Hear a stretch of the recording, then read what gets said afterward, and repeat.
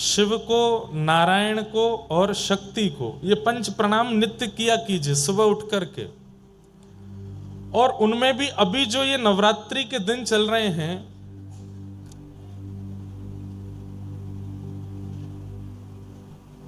365 दिन में भजन करके, भक्ति करके, साधन करके, नियम करके जिस भाव को आप प्राप्त नहीं कर पाते हैं, वो इन विशेष रात्रियों में प्राप्त हो जाते हैं। आप अन्य दिनों में जो साधन करोगे, अन्य दिनों में जो भजन पूजन करोगे, उसका प्रभाव हो सकता है कहीं ना कहीं आपकी योग्यता देख करके प्राप्त होगा, लेकिन इन 9 दिनों में किया गया साधन आपको निश्चित प्राप्त हो जाएगा। और इन 9 दिनों में कोई बहुत बड़ा नियम नहीं बता रहे हैं हम आपको, बस एक नियम बता रहे हैं।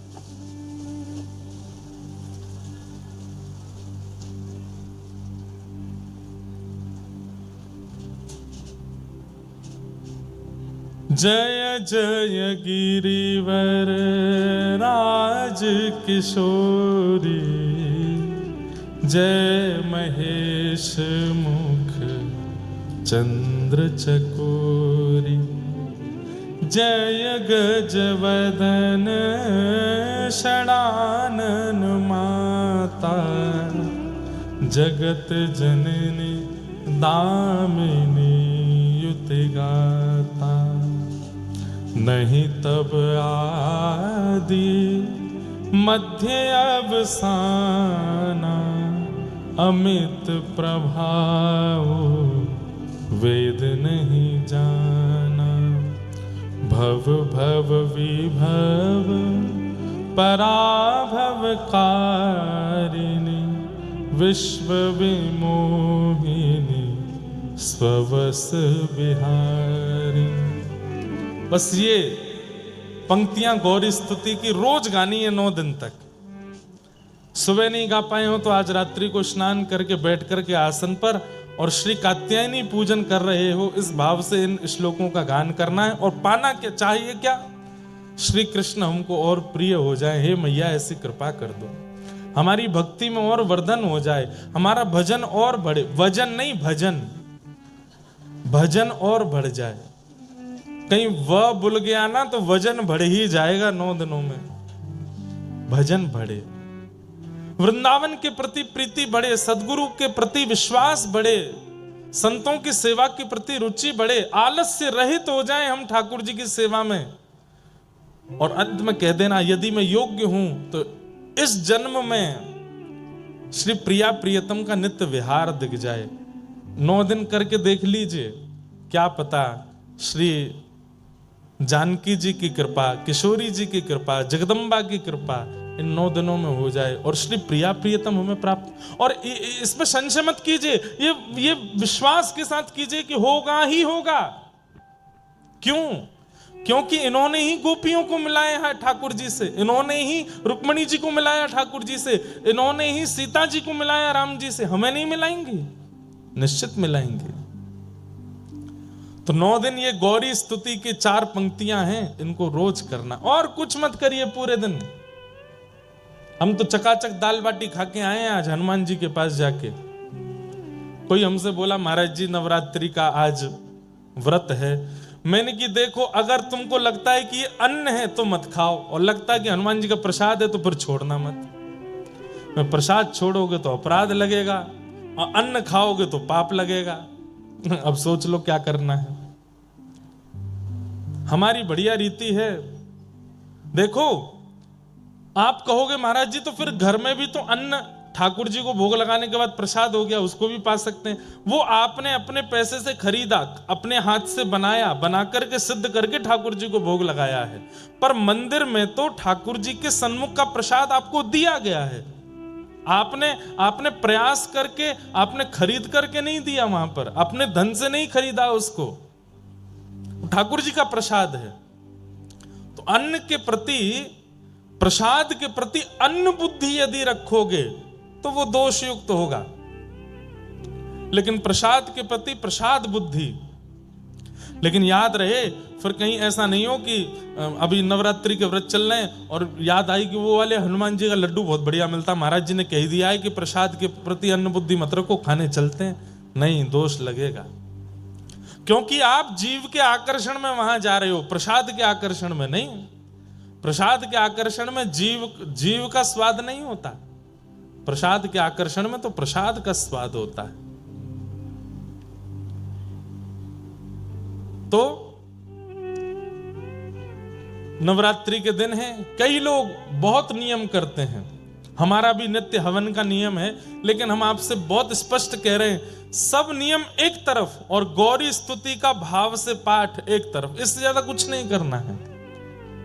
केवल गौरी को सुंदर सुंदर रागों में, अगर राग आते हो तो रागों में, राग नहीं आता हो तो केवल भाव से ही ये गौरी स्तुति सुना दीजिए और बस मांग लीजिए कि हमें श्री कृष्ण चाहिए।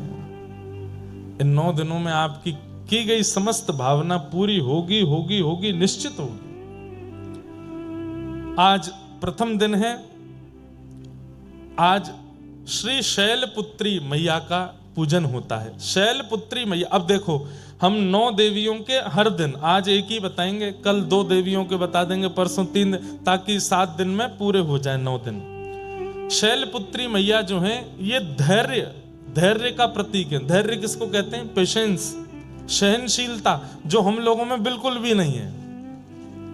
आज के दिन शैलपुत्री मैया का पूजन करने से धैर्य का वर्धन होता है, और धैर्य की कामना से ही आज का पूजन करना चाहिए कि हमारे अंदर धैर्य आवे।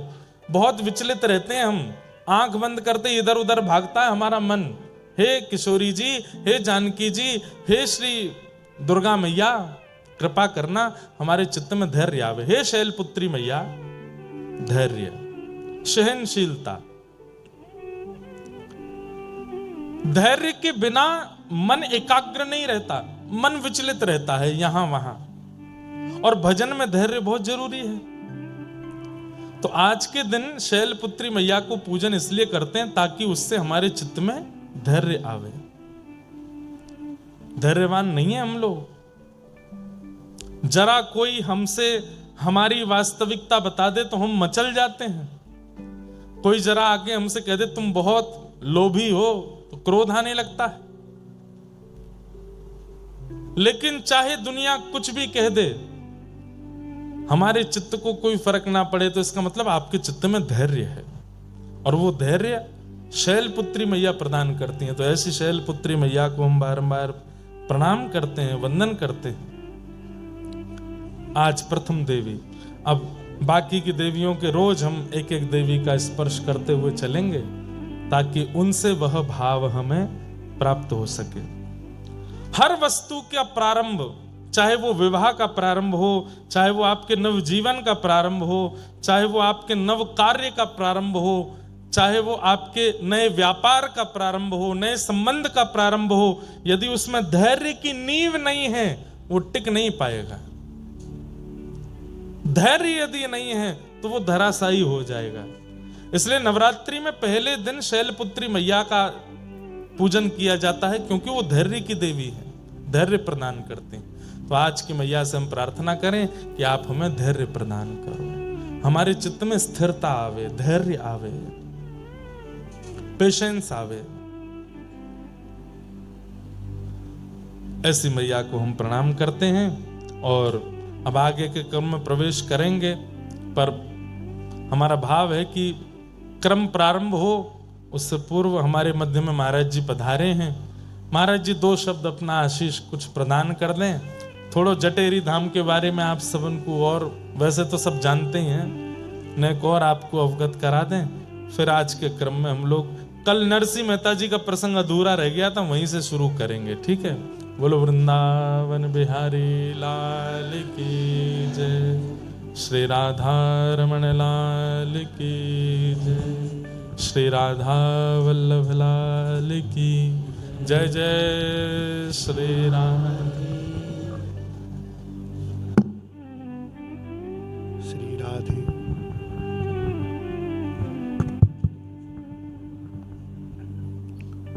श्रीमन्नित्य निकुंज विहारिणे नमः। श्री स्वामी हरिदासो विजयते तराम। वन्दे श्रीहरिदास पादकमलं संसर्गतापापहम्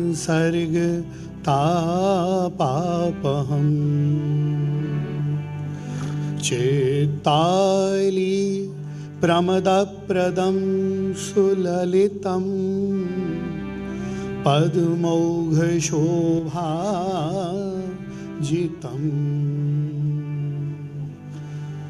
तत्रत्यै मणितन्तुभिः सुखकरं सेव्यं सदा हंसकैः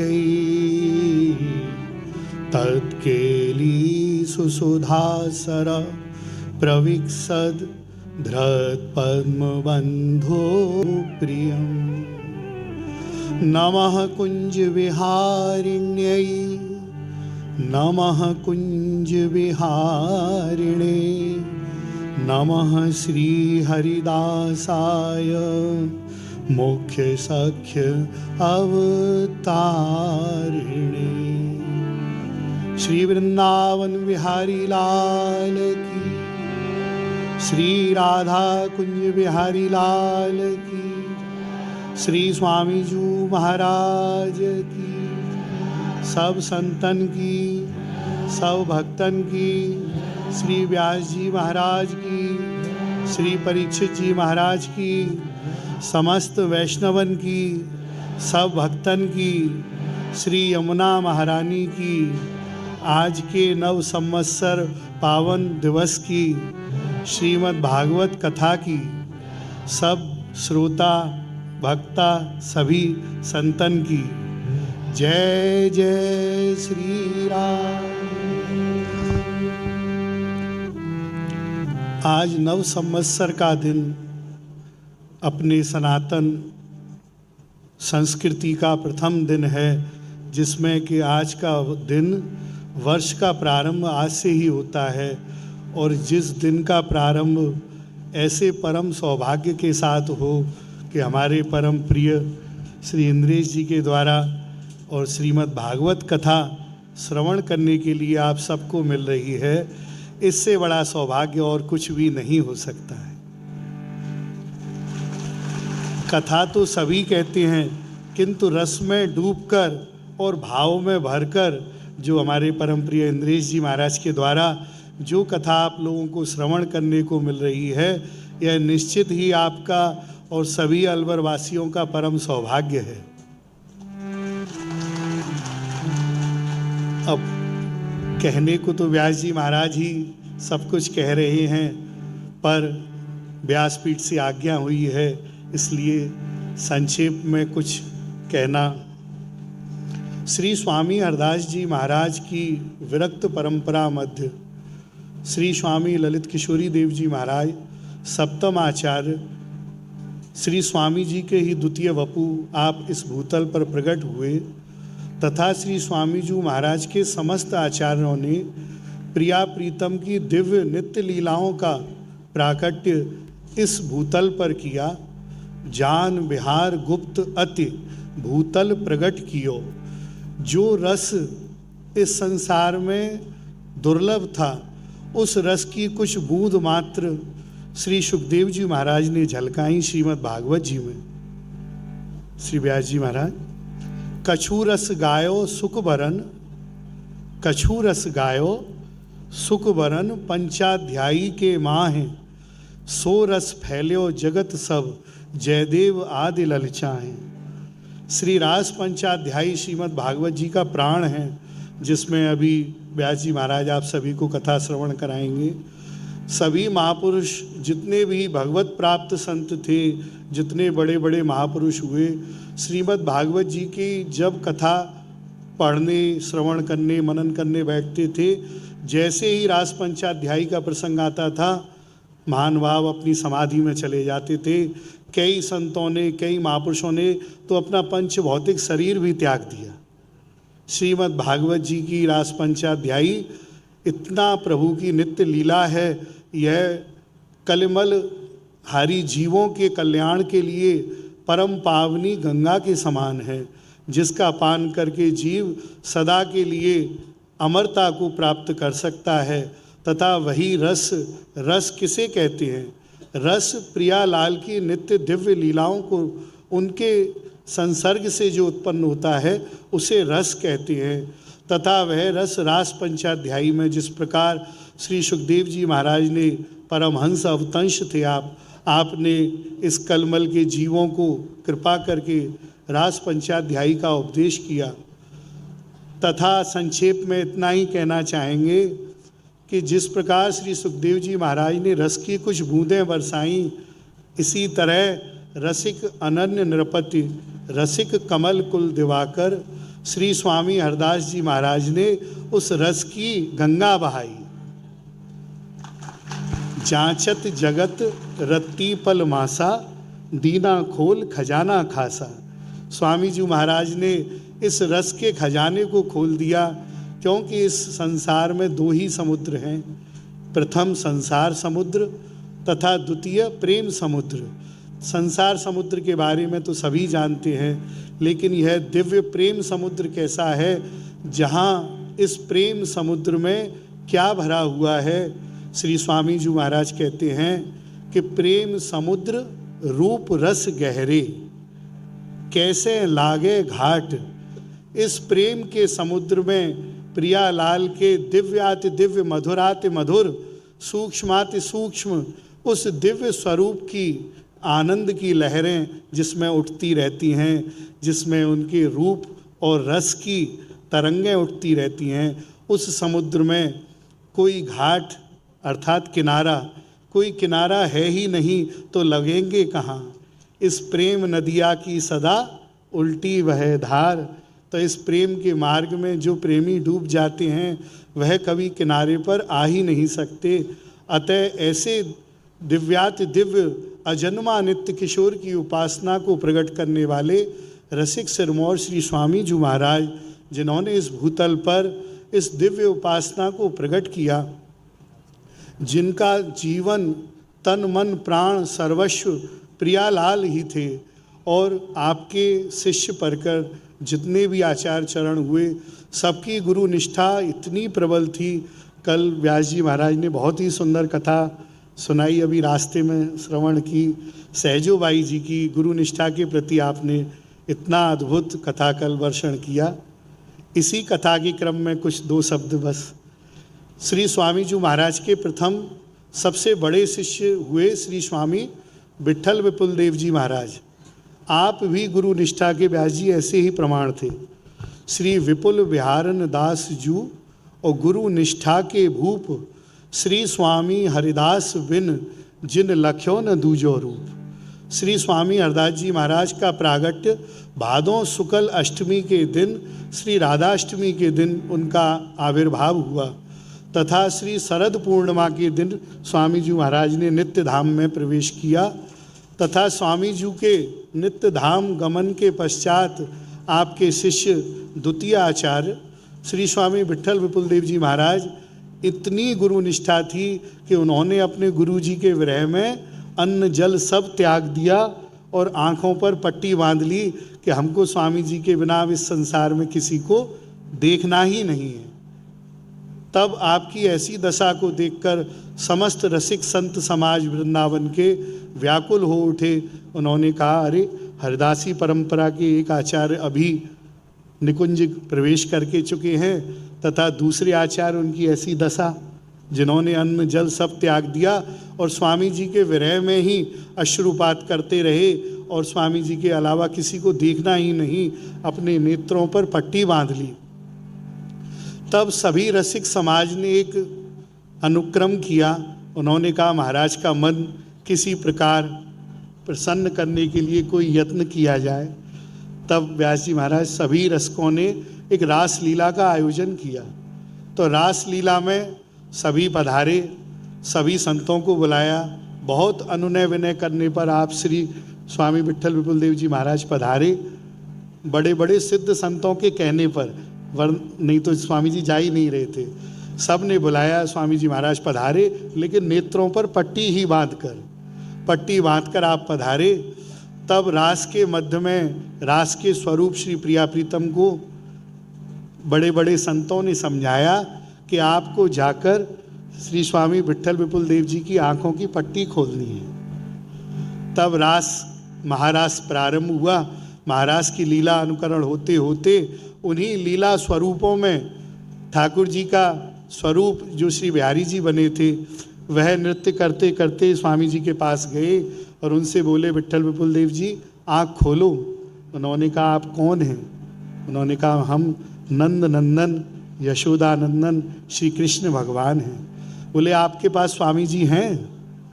जैसे सहजोबाई जी ने अपने गुरु जी के लिए कहा था। स्वामी जी ने पूछा, हमारे स्वामी हरदास जी महाराज हैं आपके पास? तब ठाकुर जी सक पका गए संकोच बस, बोले स्वामी जी तो नहीं है। तब स्वामी जी विट्ठल विपुल देव जी महाराज बोले, तो फिर महाराज हम आपको अब नहीं देखेंगे। यदि गुरु नहीं तो गोविंद भी नहीं, अपने गुरु के बिना हम गोविंद को क्या निहारें। तब ठाकुर जी के स्वरूप आगे चले गए। उन्होंने जाकर श्री प्रियाजू के स्वरूप से कहा कि स्वामिनी जी अब तो यह आपकी ही मान सकते हैं, हमारी प्रार्थना इन्होंने स्वीकार नहीं की, अतः आप ही जाइए, आप ही इनके नेत्रों की पट्टी को खोल सकती हैं। तब ऐसा कहते ही रास के मध्य बोल लियो विपुला बिठुला विपुला बिठुला। उसी रास में होते होते जब स्वामिनी जी प्रियाजू जब नृत्य करते करते विट्ठल विपुल देव जी महाराज के पास पहुंची, उन्होंने कुछ नहीं कहा, उन्होंने केवल आचार्य चरणों का हाथ पकड़ा। जैसे ही हाथ का स्पर्श हुआ, प्रियाजू के कर कमल का स्पर्श पाते ही वहाँ लीला स्वरूपों में साक्षात प्रिया प्रीतम प्रकट हो गए।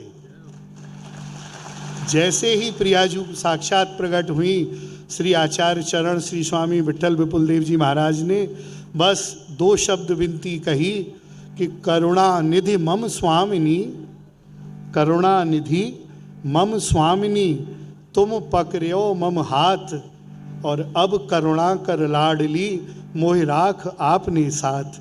स्वामी जी की विनती करते ही प्रियाजू ने उनकी विनती को स्वीकार किया तथा रास के मध्य में सभी रसिक समाज के मध्य में श्री स्वामी जी श्री विट्ठल विपुल देव जी महाराज सदेह प्रिया प्रीतम के स्वरूप में लीन हो गए।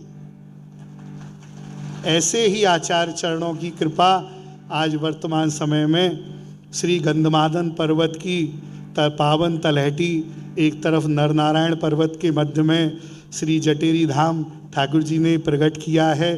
धाम तो काफ़ी प्राचीन है, पर स्वामी जी के संतों की कृपा हुई, बाबा आनंदनाथ जी की कृपा हुई, ठाकुर जी दास को कहीं से श्री वृंदावन धाम से लेकर आए तथा इस राजस्थान की पावन धरती पर श्री वृंदावन धाम ही श्री जटेरी धाम में प्रकट हुआ है।